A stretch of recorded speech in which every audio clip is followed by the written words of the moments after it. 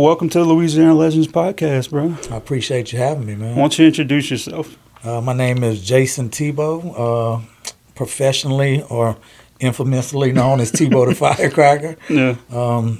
From Baton Rouge, Louisiana. Where did that name come from?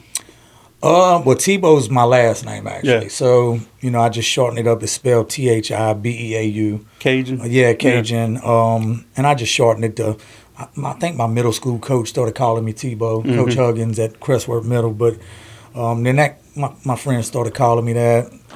Just a lot of people think that's like a made-up rap name. And I'm like, no, that's my real name. They're like, no, but what's your real name? I'm like, it's Tebow. So you've been getting called Tebow? Yeah, and the Firecracker part came from actually C. Murder, Corey Miller, buddy of mine. When I signed to his record label, he kind of gave me that nickname, and that kind of stuck. So I like it. So you grew up in Baton Rouge? Man, I grew up a little bit of everywhere, really. I was born in Baton Rouge, and I mean, from North Baton Rouge to Baker to West Baton Rouge, New Roads, Opelousas. We moved a lot, you know. But I call Baton Rouge my home, I mean, you say some of these other little small towns, when I was traveling, people didn't even know where that was. So, a little bit everywhere, though. Baton Rouge, though, is where I was born and raised, mostly. Now, how early did you start rapping? Man, I'd probably say me and my boy Mike, a.k.a. Mike the Hustler, was his rap moniker. Probably around 10, 11, 12 years old, around there, just messing around. Hip-hop was like, getting real big then at that time, and I couldn't sing for shit, so and then something about hip-hop just grabbed a hold of me, man, and around that time I was dealing with a lot of personal stuff in my personal life, and just started writing music, man, and enjoyed it. I was horrible at it. I had to work at it. I wasn't like born with this crazy gift, but me and Mike would just, write rhymes and perform them to ourselves. And now, who were some of the artists that you grew up and kind of? Oh, man, that's a good question. There was a bunch of them, man. Like I'd say, like Run DMC, 2 Live Crew, a bunch of tapes I shouldn't have had probably at that age, but Beastie Boys was a big influence for sure. Seeing some other white guys, rap was a big deal. There wasn't a bunch of white guys rapping at that time. So, and I mean, it can go on and on. Snoop, West Coast stuff, a lot of East Coast stuff, Wu-Tang Clan. I mean, I liked everything, I just saw Wu-Tang Clan in Memphis. Wow, I'm jealous, man. We went down. I didn't even know they were going to be there. We went down for another thing, me and my girlfriend, and they were playing at like this music it was them and Ice Cube. Yeah. At a music festival like on the river. And we skipped the thing we went down there for. I was like, we got to go see. Oh, for sure. Yeah. Ain't much I wouldn't skip to go see. I tell you what, dude, Ice Cube, and I've seen Wu-Tang once before. They were awesome, but Ice Cube surprised me. Yeah. Dude puts on a show. I've met Ice Cube before, man. I actually been to his box in the where the Lakers play through one of Master P's mutual friends, and very nice guy. Yeah. I expected him to be like this big, tall, big guy, and I was like, he's my size, Dude, it surprised me. I forget how many hits and when he was performing, I was like, man, I forgot how good all this stuff is. I was a little starstruck meeting him. I'd already had a few drinks, thank God. Yeah. But I was like trying not to be fanned out, but it's hard not to. It was Ice Cube. I called my buddies when I left out. I was like, you're not gonna believe it. And I didn't take no pictures or nothing. This was a long time ago. I think you had to have like a wind-up camera around that time. But very nice guy, man. Yeah. It was just him and his kids in his box. I could respect it. But Ice Cube, NWA, DOC. I mean, I could go on and on, man. I really was a connoisseur. I'd say out the gate. I liked everything. Yeah. And then of course, New Orleans rap started getting big, and just all them guys, and I liked a little bit of everything, man. That was kind of my introduction to. Well, so my first ever rap CD was Bone Thugs, and I had heard them on I think they were on a Batman movie soundtrack. Look Into My Eyes, if you remember that song. And and then was phenomenal, bro. And I remember I went to, I think it was like Blockbuster Music on Airline back in the day. And I told my dad, I was like, man, he's like, I'll buy you this CD. He's like, but I'm going to listen to it when we get home because it had the parental advisory. The infamous parental advisory. Thanks to Two Live Crew for that. Luckily, he never listened to it. He just gave it to me. I went to my room.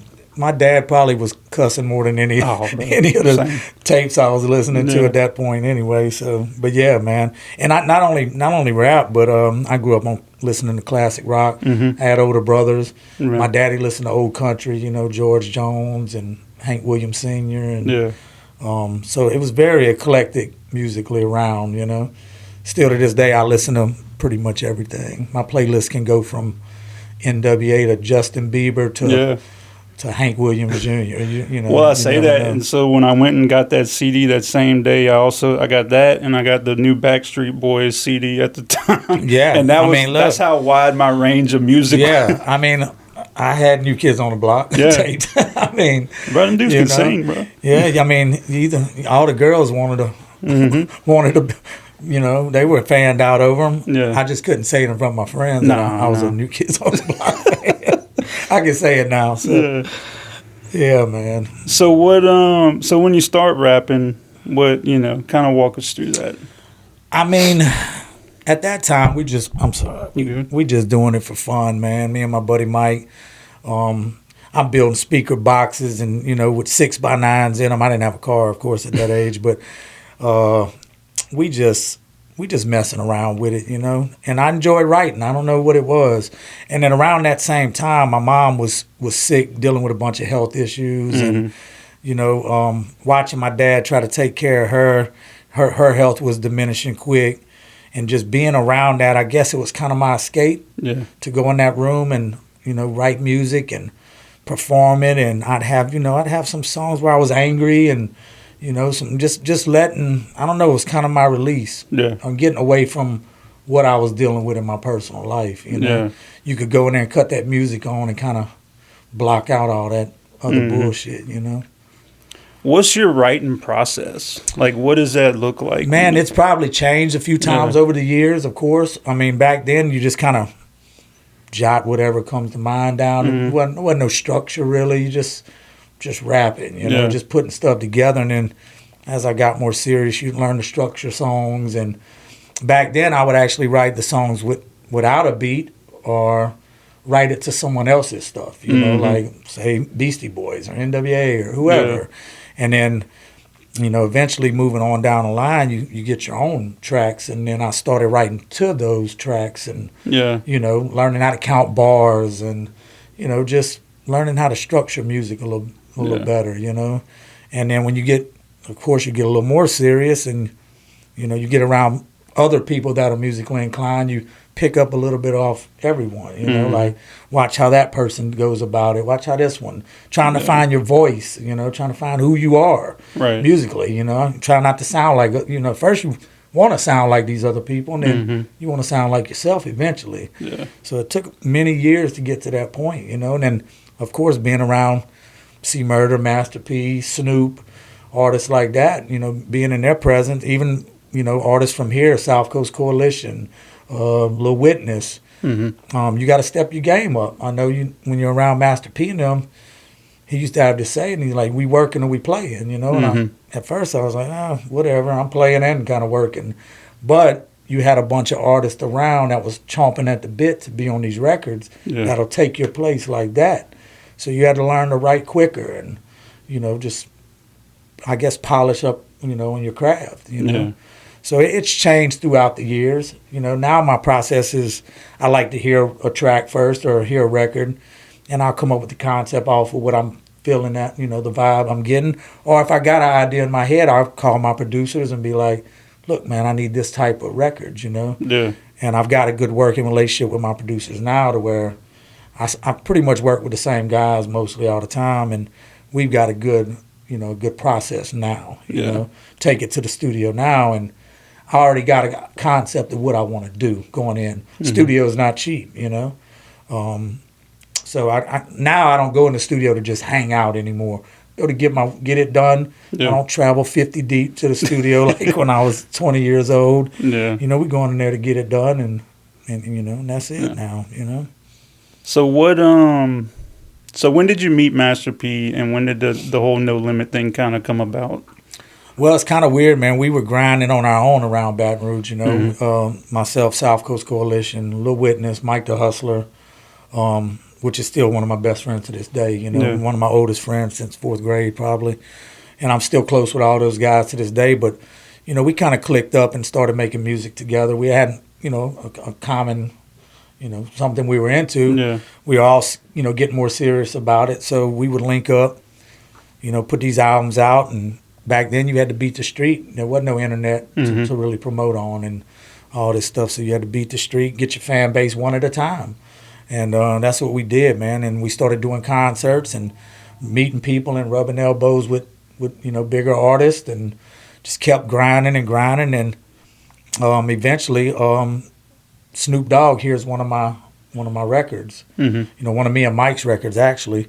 One of our first album called Hoot 'Em Boys. And he got wind of that when he was living down here, you know, under No Limit Records, when Snoop was living here. And we get a call from him.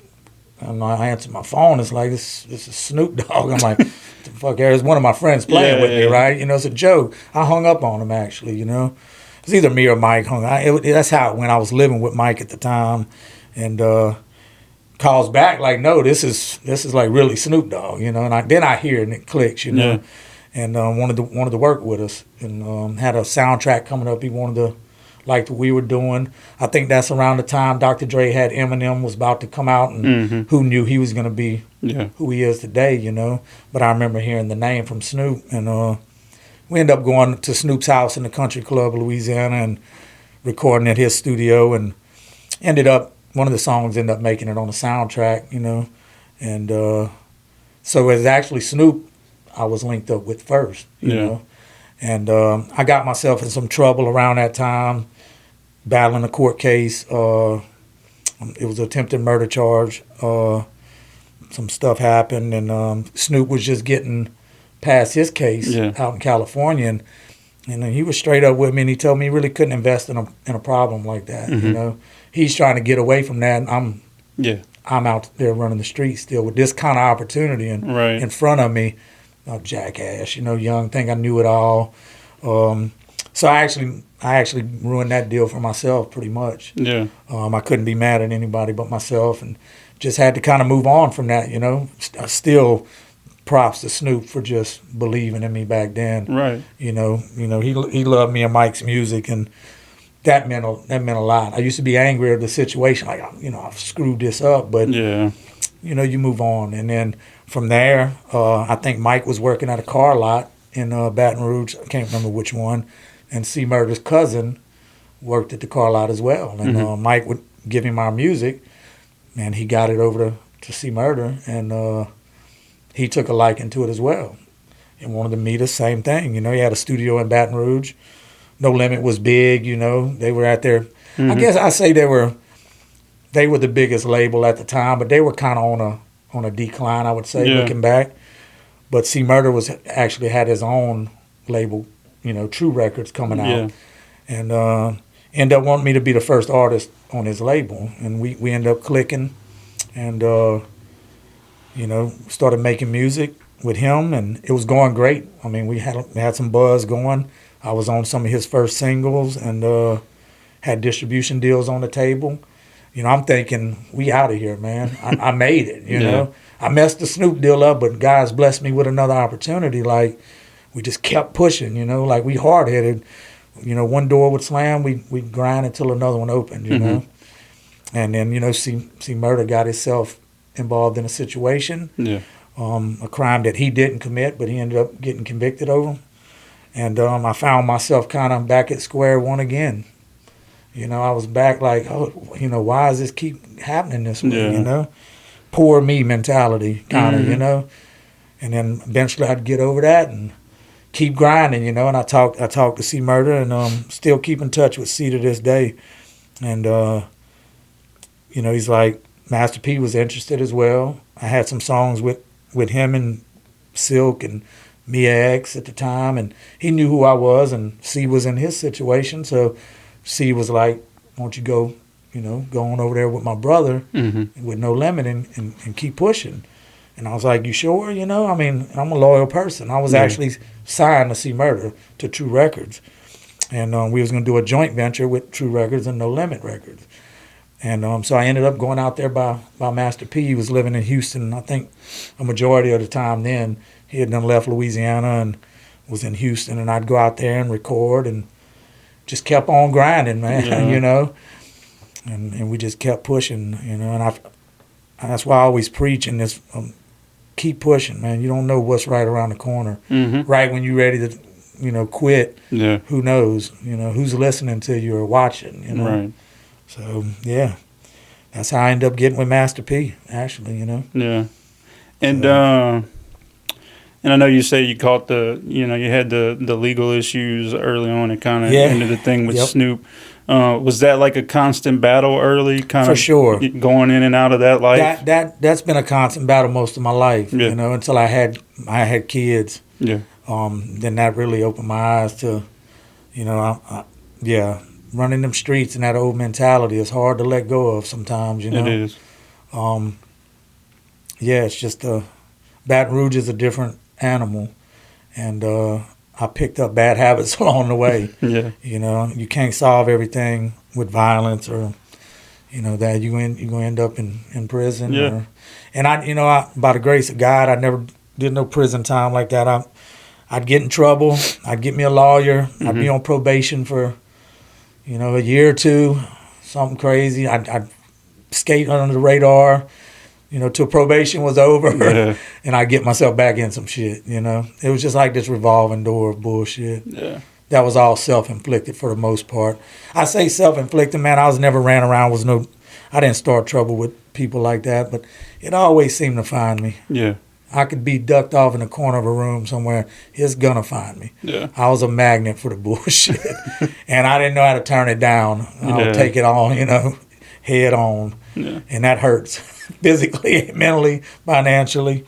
Where do you think that comes from? My daddy was a live wire. Yeah. He was a small man in stature, but shit, man, that man would he would tear down with the best of them. You know.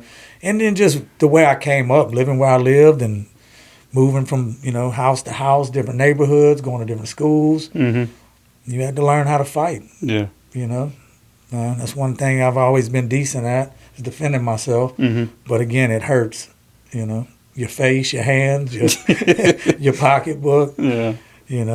But yeah, man, that probably came from just my upbringing. Not taking shit off nobody. Yeah. I learned that from my daddy for sure. I had 2 older brothers, 2 older sisters. Both my brothers in the military, a lot older than me. I was a oopsie baby. Yeah. My mom had me when she was 42 or 43. The best part of me is maybe on the sheet somewhere in Dude's Trailer Park. But yeah, man. So I came out fighting. Yeah. And I'm going to go down a fight or two, just in a different way. Right. Try to fight for, what's right now. This dumb shit. Well, and I think that's good to see, man. And it's, I come from a similar background, but it's it kind of same deal, man. It's always like it seemed like I would be getting ahead, and then I would just tear it all down, man. Self-destruction, man. We are our own worst enemy. But being your own worst enemy, if you can skate by without going to prison for the rest of your life, you're going to come out a tough son of a bitch. Yeah. And be able to handle anything, And that's kind of now, I've embraced that. Like, been through a lot of ups and downs in my life, a lot of trauma, childhood trauma, a lot of shit. And somehow I just keep coming out the other side, man. Trying to instill that in my kids as well. Like, shit's going to get rough. Yeah. Life's hard. Life ain't all peaches and cream by any means. I think there's way more tough times in life than there are good. Oh, for sure. But those tough ones make you appreciate the good ones even more, Well, and I think that's the thing, too, is, and we were talking about it a little before we got on the mics, too, but I think I was supposed to go through everything I went through to help somebing else. You're at that age now where you really believe that. And I used to not, and I was like... It used to sound good. Yeah, the poor me, mentality, having that, poor me this, poor me that. that shit gets old. You It know, does. you got a man to fuck up sometimes, man. Excuse my French, but yeah, we go through everything we're supposed to. Yeah. I firmly believe that more now than I do.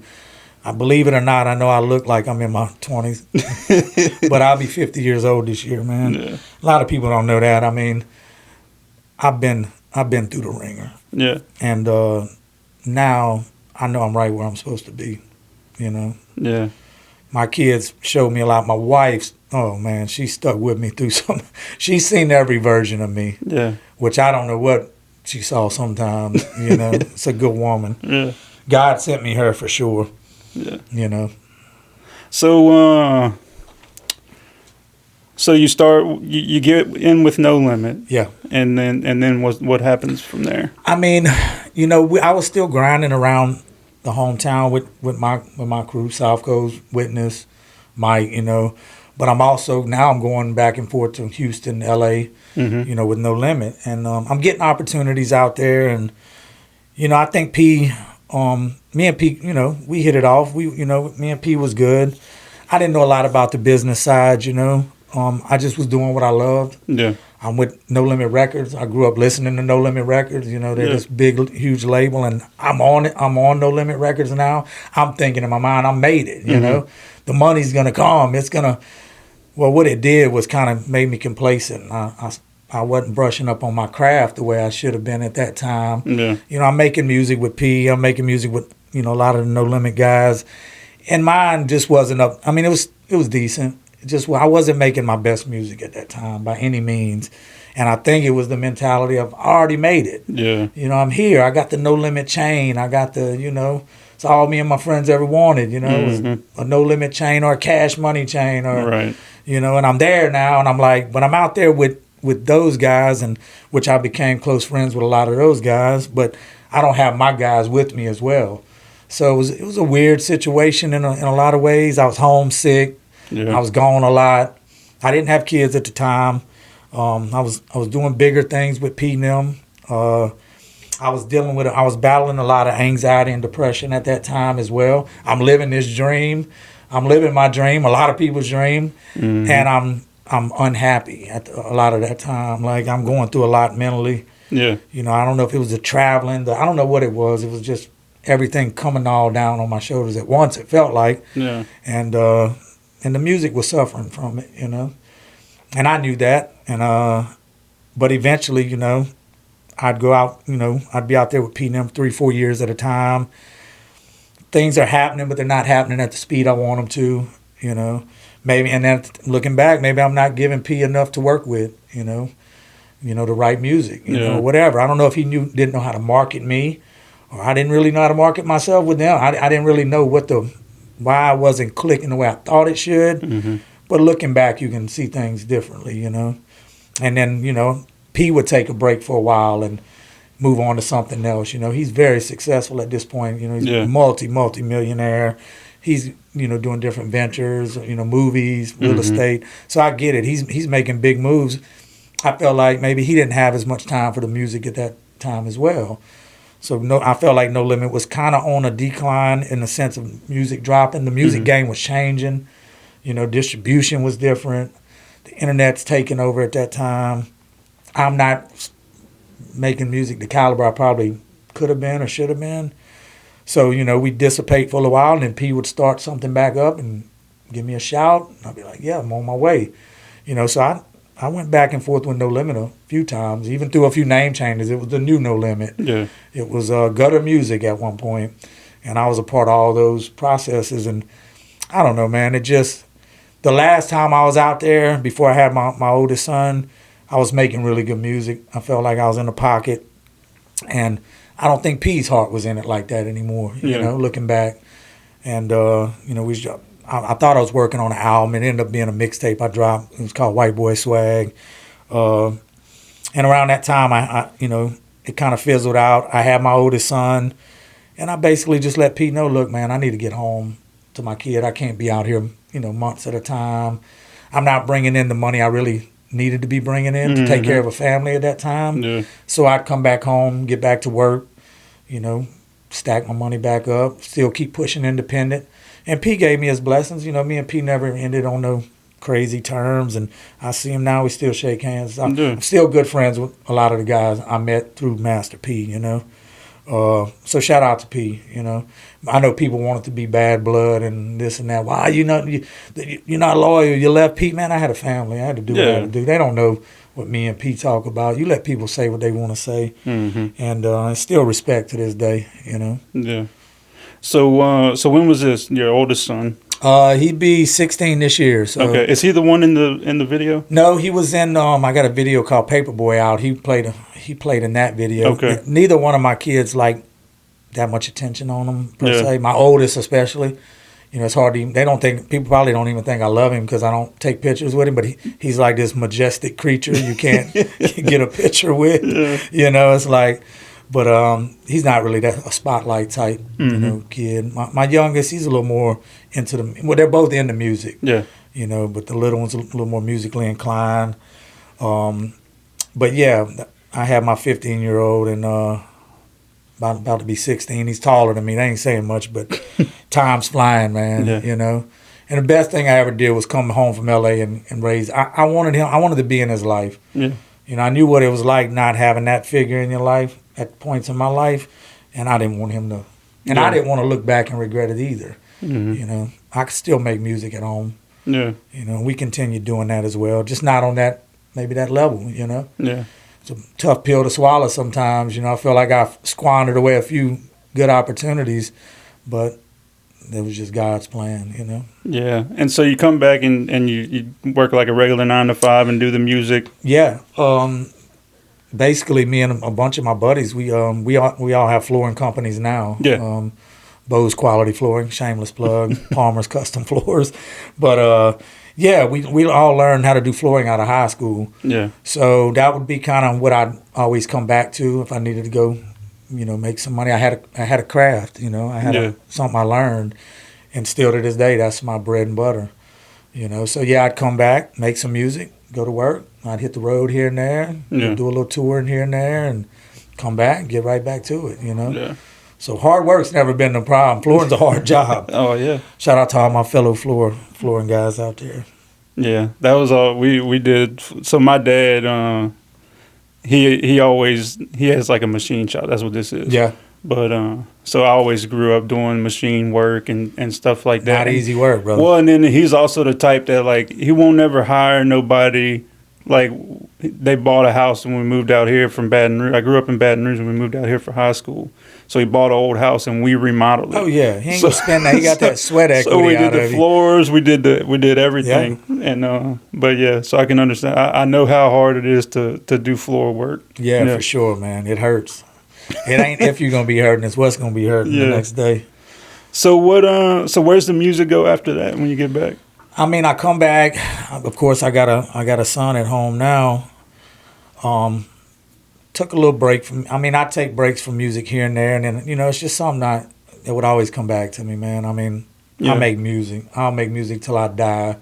I'm gonna be that guy. You might get an album at 60 if I'm still, if I can talk, you know. But I'd always end back up making music. I needed that release. That's always. It'd be like when I was 12 years old again. I got to release all this stuff I got in my head. I got to release it somehow. Yeah. And that's the way I did it, you know. And then I'd always go back to making music, drop it independently, you know, with South Coast Coalition again, you know. Still to this day, me and my brother Matt, it's my right-hand man with this music stuff. And, and he'd be right there ready to go. Whatever I had, you know, whatever I was working on, let's go. Let's put it out, you know. And it would never be on the scale I wanted it to.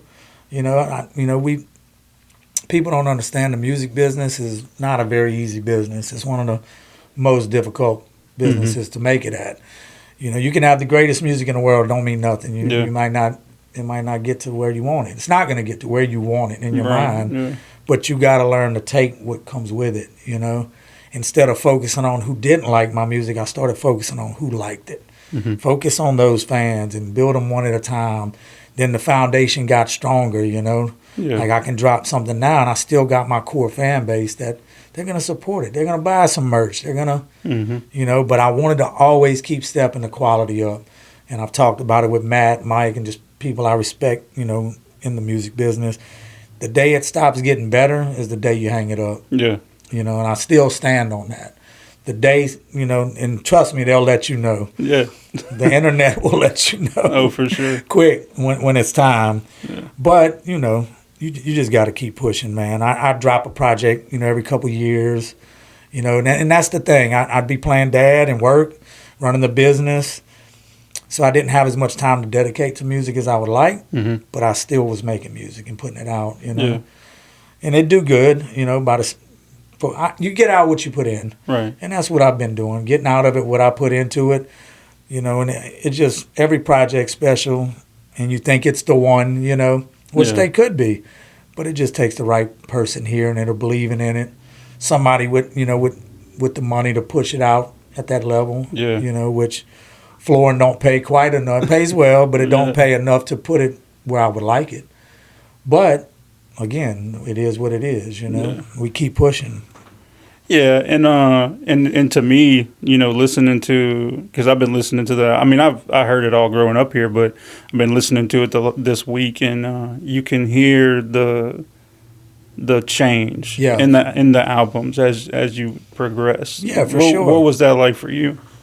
Again, part of just, I'd say growing up, just where different stages you're at in life. You know, you can still, I'm still the person I was 20, 30 years ago in certain ways. Yeah. But you got to grow as well, you know. And now I got kids, so I'm trying to give them variety and, you know, just, I don't know, man. I'm constantly growing daily. Yeah. I'm a work in progress. We all are, I believe, to the day you die. And I think too many people get complacent and stay right where they're at. And I'm steady trying to go up in one way or another. Yeah. You know, and the music, I've tried to project that with the music as well. And give young artists hope, too, because, you know, we live in Baton Rouge. Baton Rouge is a very violent place at this moment in time. It's been for a while. And especially in the music. The new project, the Spaceship Kid project, is just, I wanted a breath of fresh air, man. You know, some motivation music, something positive in all this madness, you know. And maybe it'll stick with certain people, certain youth, and even older. I didn't make this directed at nobody, really. I made it just to uplift, you know. No, it definitely came across, and I was telling Matt, I've been listening to the new one on repeat all morning, and it's like that. You can hear that hope and that, like, for sure, the change. And that was one of the questions I wanted to ask. Like, when did that happen for you? Was it the kids? Was it? Yeah, I think that was the start of it for sure. You know, I was changing already inside. I felt like I was a different person. You know, becoming a different person. Not running the streets as much no more. Not trying to portray a certain image to the wrong people that it didn't even matter to. And kids give you a different, I don't know, they just bring something different. Yeah. You know, now you got somebody looking up to you for real. You know, and that was probably the turning point.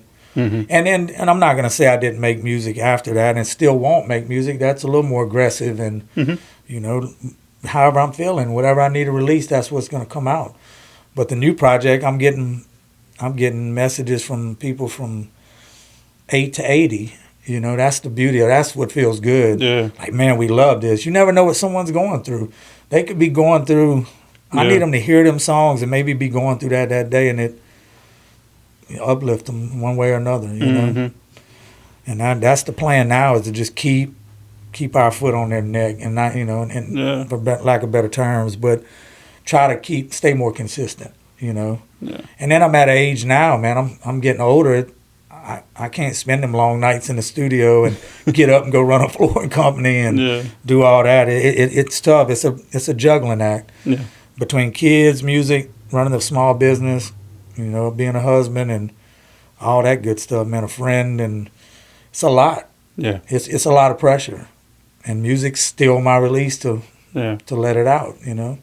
Well, and I think that's cool, and you know, I can relate because I think I was always a lot of the stuff I did, you know, in the past, it was a lot for like this image that I was trying to put. For sure. You know what I mean? And I think it comes with age, and I think it comes with growing up and But now it's like kind of like we're talking about, you know, what can I do, whether it's music, whether it's whatever, to reach back out and help somebody. For sure. And to me, that was what I got listening to those songs. Even if it's one person, man, you know, and even if it's one, this ain't about going platinum and all that. I don't chase that. If it's something like that happens, great, man. That'd be awesome to have a plaque hanging on my wall. That was a dream of mine. I want a plaque on my wall. I don't have one. Never too late, you know. I feel like I want to give hope to the older artists that are still doing music. Keep making music, man. But, you know, it's over when we say it's over. That's what me and Matt, that's our thing now. It's over when we say it's over. Or the man above, he'll let you know when it's over, you know. But just trying to leave a legacy behind, too. You know, my kids will own all this music one day when I'm long gone. And it might not be millions of dollars or nothing, but something hopefully they can look back and be proud that their dad stuck with it. I ain't a quitter. I'm too hard-headed to quit. But I still just enjoy making music, man. And like I said, just seeing the messages on Facebook and Instagram and just, you know, if it's people motivated by it, that's everything to me, man. It's like if you still can reach people, you know, and who knows what's next, you know. Well, and let's talk about the new album and the new the video. And I was telling, because Matt sent it to me this morning, and I sent it to my brother, and I was like, "Don't send this to nobody. It's not out yet." And then I opened Facebook. That's how fast Matt works, man. That's how fast, man. Well, first, you know, before we jump into the album, I don't have a big team, but I got a good team. I wouldn't, you know, Matt Keith, you know, formerly of South Coast Coalition, Leverage Films, Joe Mexican. Man, he put his foot in this first video, which will be out by the time people see this, called Spaceship Kid. Them guys, that's two of the hardest workers you're ever going to be around, you know. Shout out to my producers, man, X-File. That's my go-to guy, has been for a long time. White Noise Productions, Ryan Dunn. He did the opening track on the album, which is one of my closest songs on the album. It gets a little more personal, but just my whole team, man. My wife, my kids. I don't get into naming just every little person because I'm gonna miss somebody. Mook. You know, these are the features I got on. That's my right hand man. We go by the moniker Ebony and Ivory. I'm Ebony, he's Ivory. Shout out to all the people featured on the new album. Max Manelli, my brother Max. He's been dropping phenomenal music. You know, we're both getting a little more up there in age, but I feel like we're both kind of putting out better music at this point in our career. Lil Win the Champ, another artist from Baton Rouge that I respect, younger artist than us, but has been on the grind for a long time. Who else I got on there, man?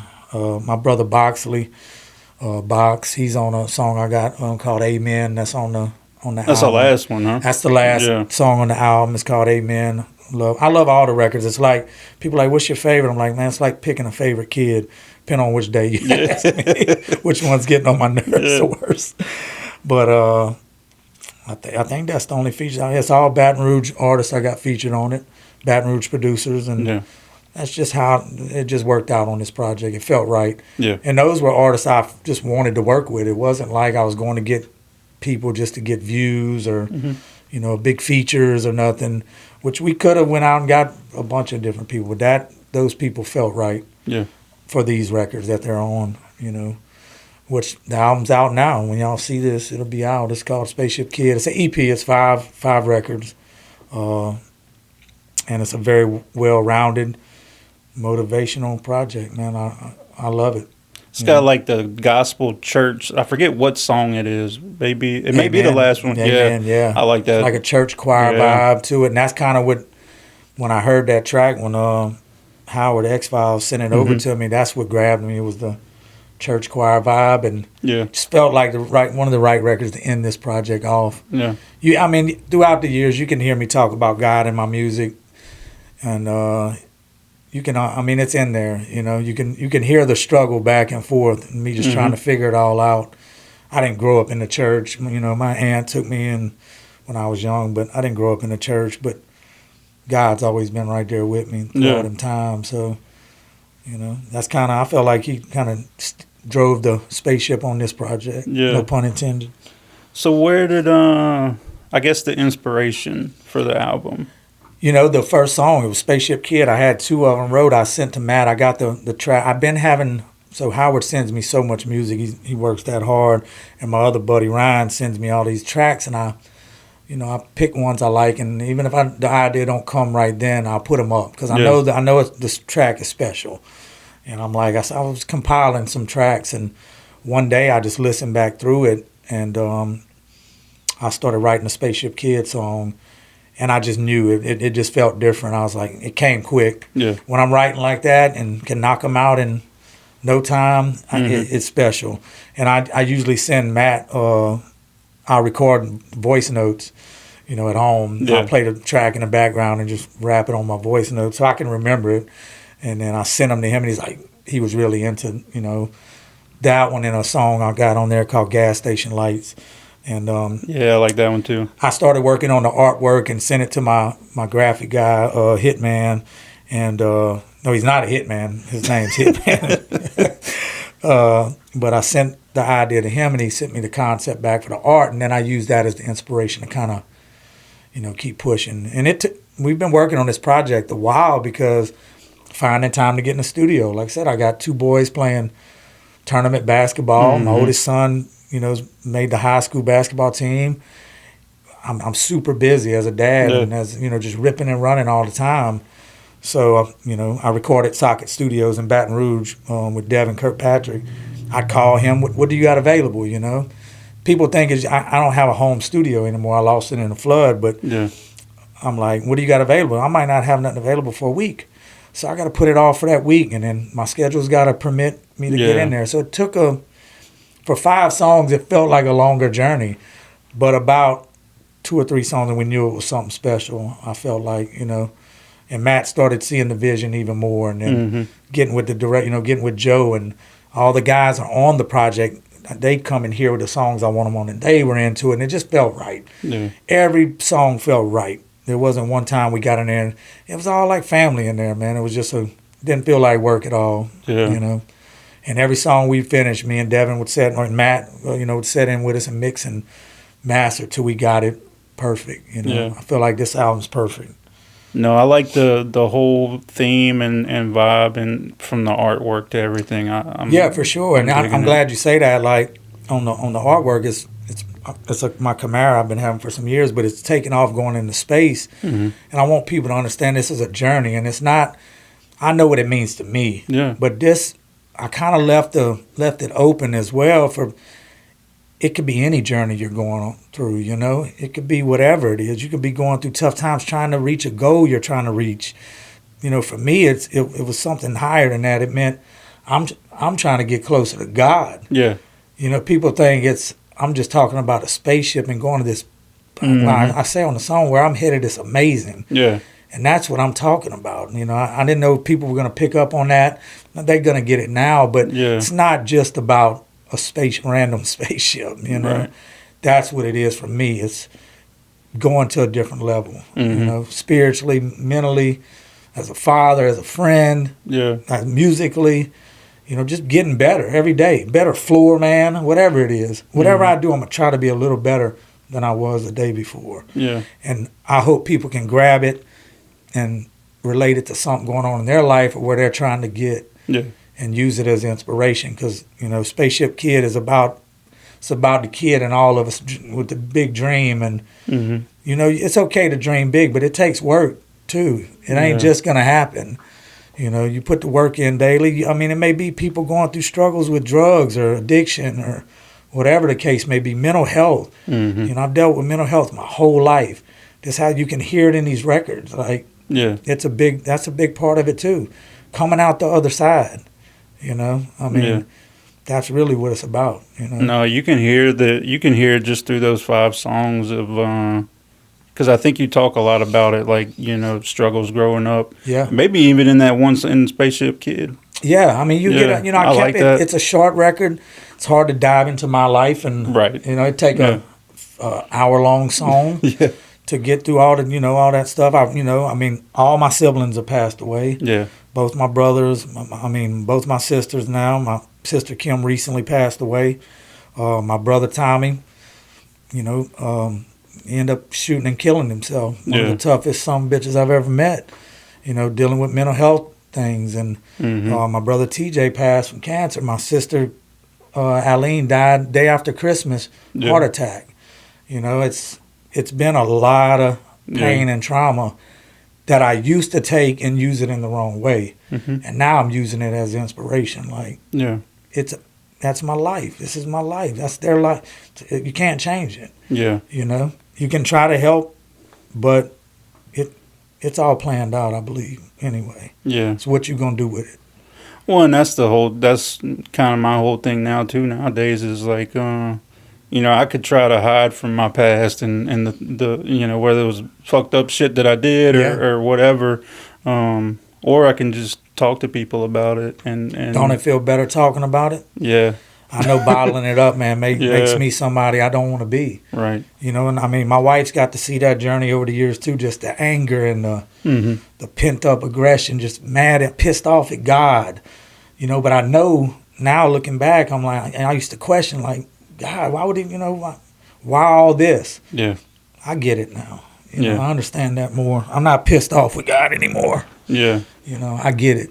This is all part of it. Yeah. So how did you pick that song? I mean, it makes sense, but how did that come about? Like picking the track or Yeah, for the video. Well, that's the title track, of course. And it just felt like one of them special records, you know. I kind of, it's Spaceship Kid. We wanted to base it around that. Matt had heard it, got it over to Joe, and Joe comes with this crazy treatment he wrote for the video. And we like, oh man, at first I'm thinking, it sounds like a lot of work, Videos is a lot of work, Shout out to Matt. He always quarterbacks all this stuff, I get to show up and just do what I like to do. And Joe sent over the treatment, and I was like, I loved it. I was like, it's awesome. Didn't know how it was going to turn out. Yeah. And this video in particular, it took 2-3 months to edit.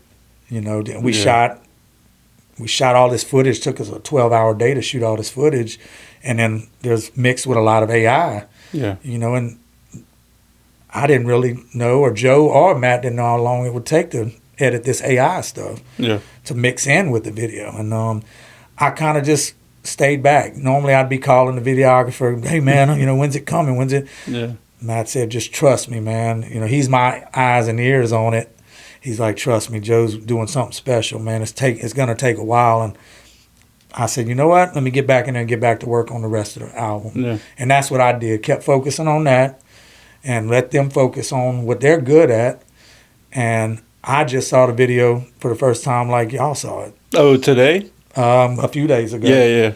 And I told Matt I didn't want to see it. And it was one of them things you didn't want to see. I didn't want to see pieces of it. Right. Yeah. Matt would relay kind of what's going on with it. And I'd send Joe a message from time to time like, appreciate you, bro. Like, I know it's a lot of work. And, yeah, man, it came out great. What was your reaction when you saw it? I didn't even know how to react at first. I was just watching like, whoa. I mean, when you make songs and it's just this idea in your head, and then it becomes you go to the studio and it becomes this entity of its own, and then then you shoot the video and you're kind of nervous on how it's going to turn out. I never was about this for some reason. I just was like, I trusted my guys. Oh yeah.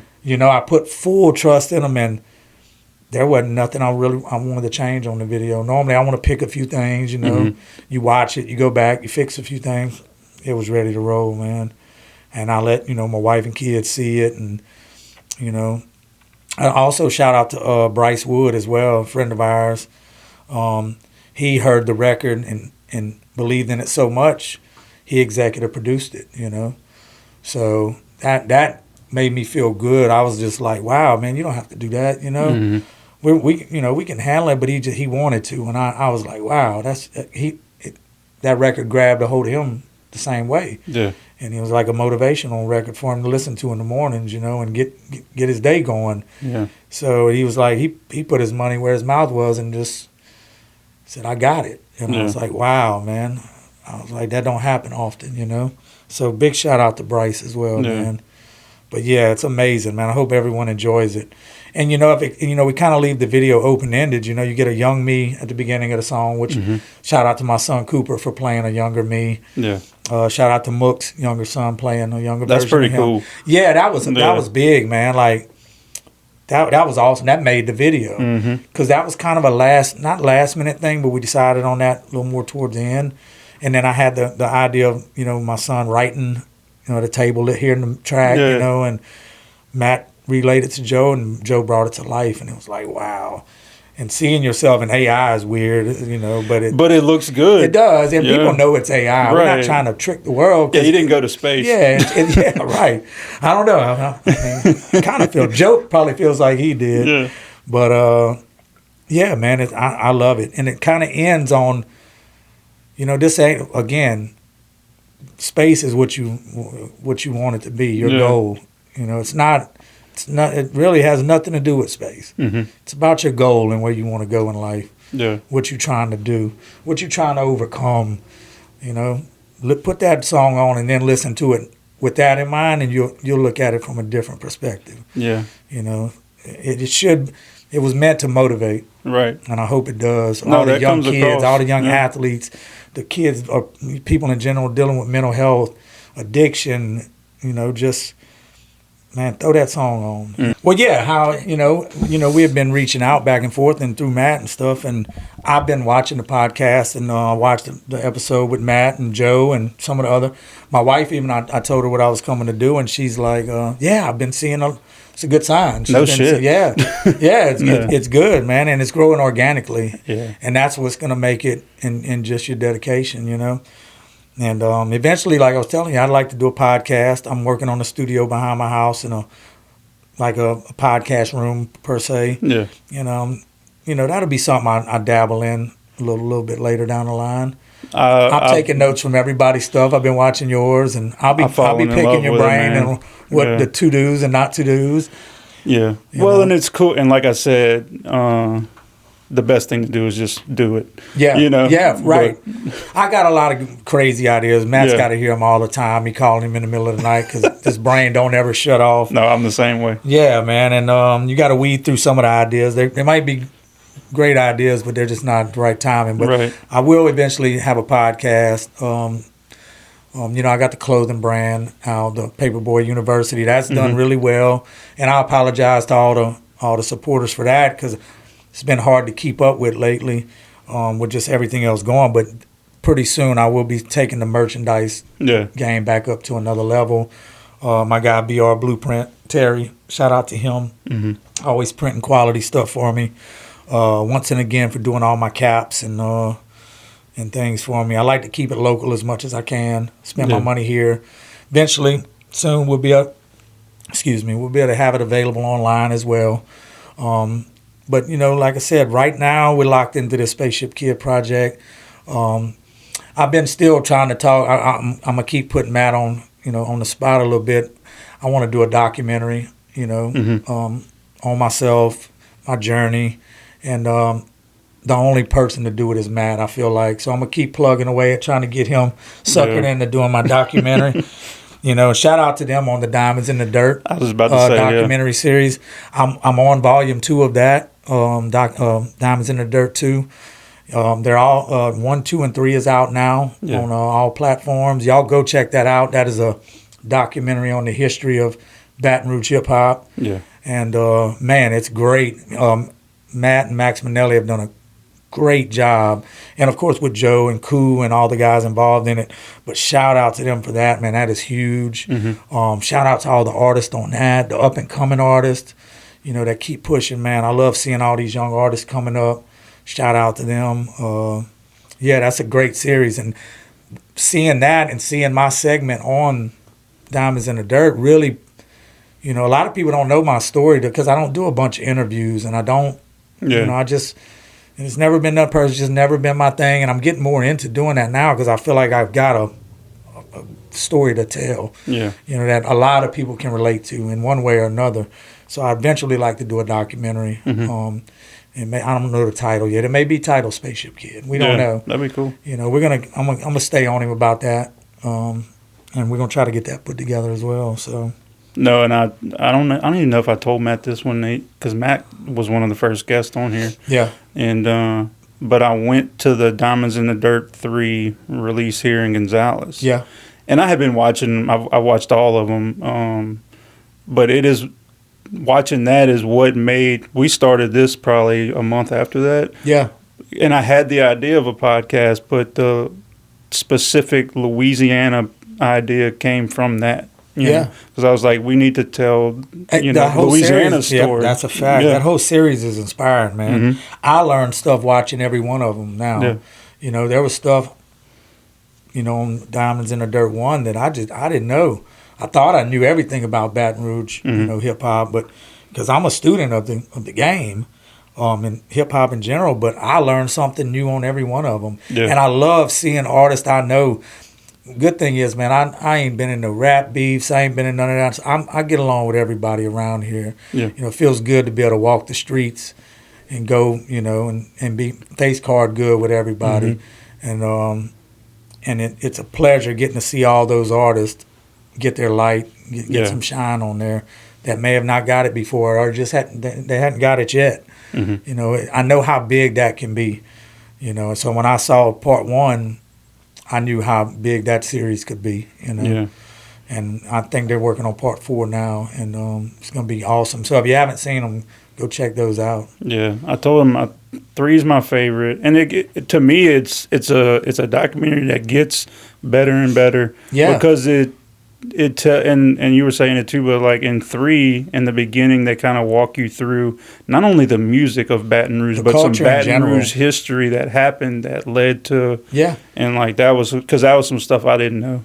And each one they'll take you back to some old school moments as well to just kind of bring you into that moment. And I think that should get better. It's kind of like we were saying with the music, and I think they're getting better at just putting them together. Yeah. And you know how hard it is to get that many rappers to do interviews? I mean, I tell Matt all the time, you better than me, man. Yeah. I mean, that's tough. And it's on, and then digging up all this footage and you know, finding all that stuff, man. I mean, Matt's got footage on me I never saw. I was like, wait, when did I do that? You know? Yeah. So this is a special series, man, Diamonds in the Dirt. Where can people find your music and everything? Oh man, you know, it's available everywhere on all the platforms: iTunes, Spotify, YouTube, all the digital platforms. We're gonna print some hard copies of this project as well, probably in the next couple weeks. Mm-hmm. Might even do some vinyl. Just cause, you know, hit some of the DJs that still like to get a vinyl from you. For sure, man. And you know, just to have some of his collector's items and stuff like that. And it's available. The new video's available on YouTube. We got another video already shot. Gas station lights off the project. I saw that. I saw some pictures from that. Yeah, we'll be posting some more pictures to social media and behind the scenes. Shout out to director Coco Love and Lil Win the Champ. That's his wife. That they, as a team, shot the Gas Station Lights video, which was only fitting. He's on the song featured. Yeah. Him and Mook. I like his verse in that song, man. Too. Oh, man. You know, the artist I got on this project, you got to get on there and hold on for the ride. These are some real lyricists. Yeah. And like, you know, a buddy of mine, Bullet Jones, sent me a message this morning, man. I love the project, da-da-da-da. You held your own against some of the, you know, better MCs. And I'm like, that means a lot, too. You know, it's like, you gotta bring your A game with all them guys, and that's why they're on there. Though, you know, that's why I respect them enough to put them on it. Yeah. But yeah, that video will be done soon. We shot it at the gas station right by my house. Shout out to Omar at Break Express. Oh, yeah. Matt helped me plug that up. Gave us free reign of the whole gas station. That's cool. You know, you'd have thought we owned the place. Mm-hmm. A lot of the fans came out, checked it out while we were out there. Shout out to all my buddies, brought all the old school cars out and things. A lot of moving parts on that video. And we'll be shooting, our plan is to shoot a video to every song on this project. So yeah, stay tuned for all the information. There's so many people to thank, man, and just, right now just mainly the fans. Yeah. Just keep supporting, get behind this one, share it with a friend, share it with your grandma, tell your grandma, share it with your auntie. That's how we grow, man, organically. But yeah, you can find it on all the social media sites, man. Tebow the Firecracker, Instagram's at Tebow225, Jason Tebow on Facebook, Diamonds in the Dirt, Instagram, Leverage Films. Yeah. Yeah, you can find us, man. We ain't too hard to find. Yeah. Just gotta look, gotta weed through, Well, I'm glad it took this long to do the interview, man. I think it. Me too, man. It was good. I think the timing's right, and thanks for having me, man. I really appreciate it. I love what y'all are doing. We're gonna keep supporting too, man. And just thanks for. It's called Louisiana Legends. It's an honor. So, yeah. Thank you, brother.